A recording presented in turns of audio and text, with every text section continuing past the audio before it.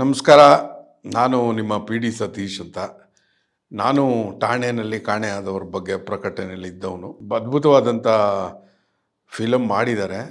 ನಮಗೆ ಆ film hero Praveen ಇದ್ದಾರಲ್ಲ, ಅವರೇ ಈ ಫಿಲಮ್ನ ಪ್ರೊಡ್ಯೂಸರು, ಅವರೇ ಈ ಫಿಲಮ್ನ ಹೀರೋ. ಸದ್ಯ ಮ್ಯೂಸಿಕ್ ಮಾಡಿಲ್ಲ, ಸಾಂಗ್ಸ್ ಆಡಿಲ್ಲ, ಬಚಾವು ಇಲ್ಲ. ಬಟ್ ಭಾಳ ಸಿನ್ಸಿಯರ್ ಹುಡುಗ. ನನಗೆ ಅವನ ಪರಿಚಯ ಆಗಿದೆ 2007-8ರಲ್ಲಿ. ನಮ್ಮ ಟೀಮ್ ಅವರು ಒಂದು ಇಂಗ್ಲೀಷ್ ನಾಟಕ ಮಾಡಿದ್ವಿ. ಆ ಇಂಗ್ಲೀಷ್ ನಾಟಕದಲ್ಲಿ ಒಂದು ಸಣ್ಣ ರೋಲ್ ಇತ್ತು. ಒಬ್ಬ ಬಂದು ಒಬ್ಬ ಕ್ರಿಕೆಟರ್ನ ಫಸ್ಟ್ ಹೇಗೆ ಹೊಗಳ್ತಾನೆ, ಆಮೇಲೆ ಅವನು ಮ್ಯಾಚ್ ಫಿಕ್ಸಿಂಗಲ್ಲಿ ಸಿಕ್ಕಾಗ ಅವನ್ನ ಬೈತಾನೆ. ಎರಡೇ ಸೀನ್ ಇದ್ದಿದ್ದು. ಪ್ರಾಬಬ್ಲಿ ಒಂದು 7-8 ನಿಮಿಷ ಆನ್ ಸ್ಟೇಜ್ ರೋಲ್ ಇದ್ದಿದ್ದು. ಅದನ್ನು ಭಾಳ ಶ್ರದ್ಧೆ ಭಕ್ತಿಯಿಂದ ಮಾಡ್ದ. ಅಂದರೆ ಇವು ಒಂಥರ ಉಮೇಡಿಗೆ ಬಂದರೆ ಕಂಟ್ರೋಲಿಗೆ ಸಿಗಲ್ಲ.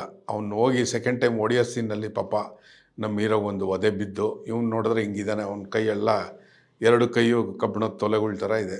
ಬಾಡಿ ಗೀಡಿ ಮಾಡ್ಕೊಂಡು ಸಖತ್ತಾಗವನೆ. ಹೋಗ್ಬಿಟ್ಟು ನಮ್ಮ ಹೀರೋಗೆ ಹೊಡೆದು ಅವನು ಸ್ವಲ್ಪ ಚೇತರಿಸ್ಕೊಳ್ಳೋಕ್ಕೆ ಸ್ವಲ್ಪ ಟೈಮ್ ತೊಗೊಂಡು. ಬಟ್ ನಮ್ಮ ಡೈರೆಕ್ಟ್ರು ನಮ್ನ ಯಾರನ್ನೂ ಹೊಗಳ್ಳಿಲ್ಲ. ಅದೇ ನಾಟಕದಲ್ಲಿ ನಾನು ಆ್ಯಕ್ಟ್ ಮಾಡಿದ್ದೆ, ನನ್ನೂ ಹೊಗಳ್ಳಿಲ್ಲ. ಅವನ ಅಷ್ಟು ಚಿಕ್ಕ ರೋಲ್ನ ತುಂಬ ಶ್ರದ್ಧೆ ಭಕ್ತಿಯಿಂದ ಮಾಡಿದೆ ಅಂತ ಹೊಗಳಿದ್ರು. ಅದಂತೂ ತುಂಬ ಚೆನ್ನಾಗಿ ಜ್ಞಾಪಕ ಇದೆ. ಅಲ್ಲಿಗೆ ಹೆಂಗೆ ಬಂದ ಅನ್ನೋದು ಸ್ವಲ್ಪ ಮಬ್ಬು ಮೋಸ್ಟ್ಲಿ ಆಡಿಷನ್ಸಲ್ಲೇ ಬಂದಿರಬೇಕು ಬಿಡಿ. ಅದಾದಮೇಲೆ ಇನ್ನೊಂದು ನಮ್ಮ ನಾಟಕಗಳಲ್ಲಿ ಅವನ ಐಕಾನಿಕ್ ರೋಲ್ ಅಂದರೆ ಮಾರ್ಗೋಸಾ ಮಾಲ್ ಅಂತ ಒಂದು 5D ಎಫೆಕ್ಟ್ ನಾಟಕ ಮಾಡಿದ್ವಿ. ಕಲಾಸೌಧ ಅನ್ನೋ ಒಂದು ಆಡಿಟೋರಿಯಂ ನಾವು ನಡೆಸ್ತಾ ಇದ್ದಾಗ ಅಲ್ಲಿ 5D ಎಫೆಕ್ಟೆಲ್ಲ ಹಾಕಿ ಒಂದು ನಾಟಕ ಮಾಡಿದ್ವಿ. ಅಲ್ಲೊಬ್ಬ ಪೊಲೀಸ್ ಇನ್ಸ್ಪೆಕ್ಟ್ರ್ ರೋಲು ಬೇಕಾಗಿತ್ತು. ಅದರಲ್ಲಿ ಅವನ ಹೆಸರು ರಾಜೇಶ್ ಬಿದ್ದಪ್ಪ ಅಂತ. ಅವನು ಬರ್ತಾನೆ, ಒಂದು ಹುಡುಗಿ ಒಂದು ಆ ಬಾರ್ನಲ್ಲಿರೋ ಒಂದು ಪ್ರಾಸ್ಟಿಟ್ಯೂಟ್ಗೆ ಲೈನ್ ಹೊಡಿತಾನೆ. ಆ ಹುಡುಗಿಗೆ ಲೈನ್ ಹೊಡಿತಾನೆ, 3 ಜನ ಹೊಡಿತಾನೆ.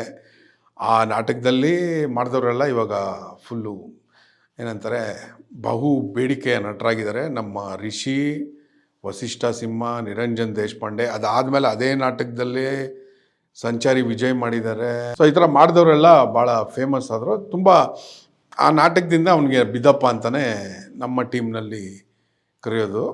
ಈ ಥರ ಅವನಿಗೆ ಇನ್ನೊಂದು ಈ ಆ್ಯಕ್ಟಿಂಗ್ ಜೊತೆಗೆ ಇನ್ನೊಂದು ಹುಚ್ಚಿದ್ದು ಫಿಲಮ್ ಮಾಡಬೇಕು ಅಂತ. ಅವಾಗಿಂದನೇ ನಾನು ಫಿಲಮ್ ಮಾಡ್ತೀನಿ ಅಂತ ಒಂಥರ ಹುಚ್ಚಿಗೆ ಬಿದ್ದವ್ರ ಥರ ಪ್ಯಾಷನ್ ಒಂದು. ಆ ಪ್ಯಾಷನ್ನು ಈಗ ಫಲ ಕಟ್ಟಿದೆ. ಠಾಣೆ ಅನ್ನೋ ಒಂದು ಒಳ್ಳೆಯ ಚಿತ್ರ ತಯಾರಾಗಿದೆ. ಆ ಫಿಲಮಲ್ಲಿ ನೀವು ರೋಲ್ ಮಾಡಬೇಕು ಅಂತ ಹೇಳಿದಾಗ ನಾನು ಭಾಳ ಖುಷಿಯಿಂದನೇ ಒಪ್ಕೊಂಡೆ.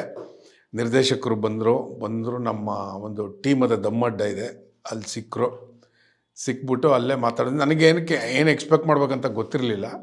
ಬಟ್ ಪ್ರವೀಣನ್ ಫಿಲಮ್ ಅಲ್ವಾ, ರೋಲು ಚೆನ್ನಾಗೇ ಇತ್ತು. ಹೀರೋ ಇರ್ತಾನಲ್ಲ, ಅವರ ಭಾವನ್ ಕ್ಯಾರೆಕ್ಟ್ರು, ಅವರಿಬ್ಬರು ನಡುವೆ ನಡೆಯುವಂತಹ ಚಿಕ್ಕ ಪ್ರೀ ರೊಮ್ಯಾನ್ಸು, ಪೋಸ್ಟ್ ರೊಮ್ಯಾನ್ಸ್ ಸೀನಲ್ಲಿ ಬರುವಂಥ ಕ್ಯಾರೆಕ್ಟ್ರು. ಶೂಟಿಂಗ್ ಅಂತೂ ಬೊಂಬಾಟ್. ಅಂದರೆ ಆ್ಯಕ್ಚುಯಲ್ ಲೊಕೇಶನಲ್ಲಿ, ಎಲ್ಲೂ ಸ್ಟುಡಿಯೋ ಇಲ್ಲ, ಆ್ಯಕ್ಚುಯಲ್ ಲೊಕೇಶನಲ್ಲಿ ಮಾಡ್ತಾರೆ. ಒಂದು ಇಡ್ಲಿ ಮಾಡೋ ಕ್ಯಾರೆಕ್ಟರ್ ನಂದು. ಸೊ ಒಂದು ಇಡ್ಲಿ ಹೋಟ್ಲೇ ತೊಗೊಂಡಿದ್ರು, ಆ್ಯಕ್ಚುಯಲ್ ವರ್ಕಿಂಗ್ ಇಡ್ಲಿ ಹೋಟ್ಲು. ಎಷ್ಟೋ ಜನ ನಾವಲ್ಲಿ ಶೂಟ್ ಮಾಡ್ತಿದ್ದಾಗ ಬಂದರು, ಇಡ್ಲಿ ಕೇಳಿದ್ರು. ಆ ಥರ ಲೊಕೇಶನ್. ಆಮೇಲೆ ಅದಕ್ಕಿಂತ ನನಗೆ ತುಂಬ ಫೇವ್ರೆಟ್ ಲೊಕೇಶನ್ ಅಂದರೆ ಒಂದು ಕೇರಮ್ ಬೋರ್ಡ್ ಆಡೋ ಒಂದು ಸೀನ್ ಇತ್ತು. ಅದು ನನಗೆ ತುಂಬ ಇಷ್ಟವಾದಂಥ ಲೊಕೇಶನ್ನು. ಅದು ಬೆಂಗಳೂರಿನ ಮೋಸ್ಟ್ ನಟೋರಿಯಸ್ ಏರಿಯಾ ಗೌರಿಪಾಳ್ಯ ಅಂತ ಇದೆ. ಗೌರಿಪಾಳ್ಯದ ಗಲ್ಲಿ ಒಳಗೆ ಯಾವುದೋ ಫಿಲಮ್ ಹಾಡು.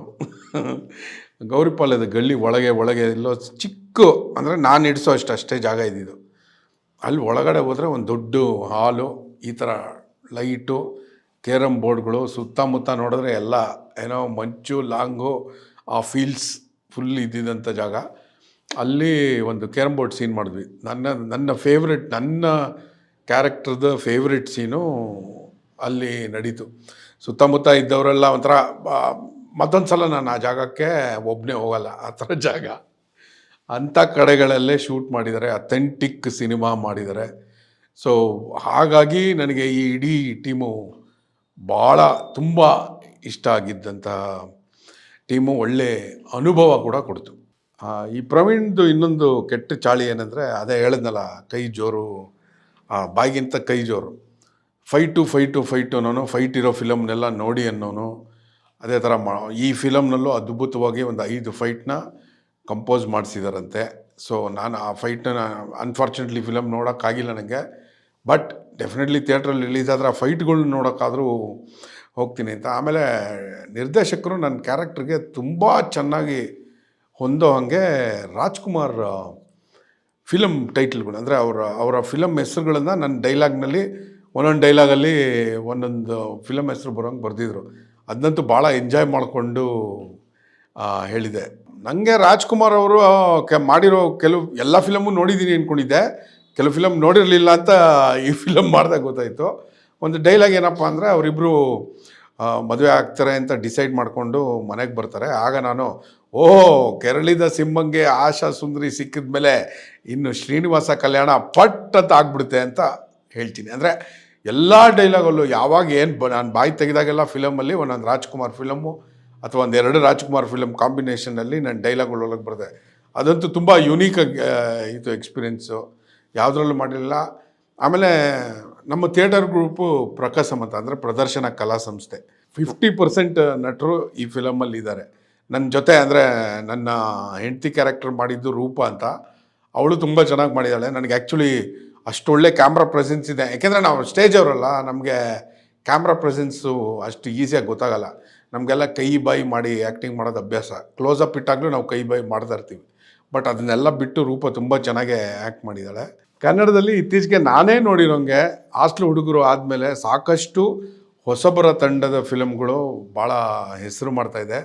ಮೊನ್ನೆ ನಾನು ಶಾಕಾಹಾರಿ ನೋಡಿದೆ, ಬ್ಲಿಂಕ್ ನೋಡಿದೆ, ಆಮೇಲೆ ಕೆರೆ ಬೇಟೆ, ಇವೆಲ್ಲ ಭಾಳ ಸದ್ದು ಮಾಡ್ತಿದೆ. ಹಾಗೂ ಅಂದರೆ ಒಳ್ಳೆ ಟೈಪ್ ಆಫ್ ನಾಯ್ಸ್ ಮಾಡ್ತಿದೆ. ಠಾಣೆನೂ ಅದೇ ಸಾಲಿನಲ್ಲಿ ನಿಲ್ಲಿ, ಮತ್ತು ಬೇರೆ ಭಾಷೆಗಳಲ್ಲಿ ಸಾರಾ ಸೆಟ್ ಹೊಸಬರ ಒಳ್ಳೊಳ್ಳೆ ಫಿಲಮ್ಗಳು, ಹಿಟ್ ಫಿಲಮ್ಗಳು ಬರ್ತಿರೋದು ನೋಡಿದ್ರೆ, ಈ ಹೊಸಬರ ಚಿತ್ರಗಳು ಹಿಟ್ ಆಗ್ತಾರೋ ಈ ಸಾಲಿನಲ್ಲಿ ನಮ್ಮ ಭಗತ್ ರಾಜ್ ಅವರ ಠಾಣೆ ಕೂಡ ಒಂದು ಹೆಸರಾಗಿ ಉಳಿಲಿ, ಎಲ್ಲ ಪ್ರೇಕ್ಷಕರು ಬಂದು ನೋಡಲಿ ಅನ್ನೋದು ನನ್ನ ಆಸೆ. ಈ ಮುಖಾಂತರ ನಾನು ಎಲ್ಲರನ್ನೂ ಕೇಳ್ಕೊಳ್ತಿರೋದು ಇಷ್ಟೇ, ಕನ್ನಡದವರು ಥಿಯೇಟ್ರಿಗೆ ಬಂದು ಫಿಲಮ್ ನೋಡಲ್ಲ ಅಂತ ಎಲ್ಲರದು ಗೋಳು. ಬಂದು ನೋಡಿ ಈ ಫಿಲಮ್ನ ಸಕ್ಸಸ್ ಮಾಡಿಕೊಡಿ ಅಂತ ಕೇಳ್ಕೊಳ್ತಾ ಇದ್ದೀನಿ. Thank you.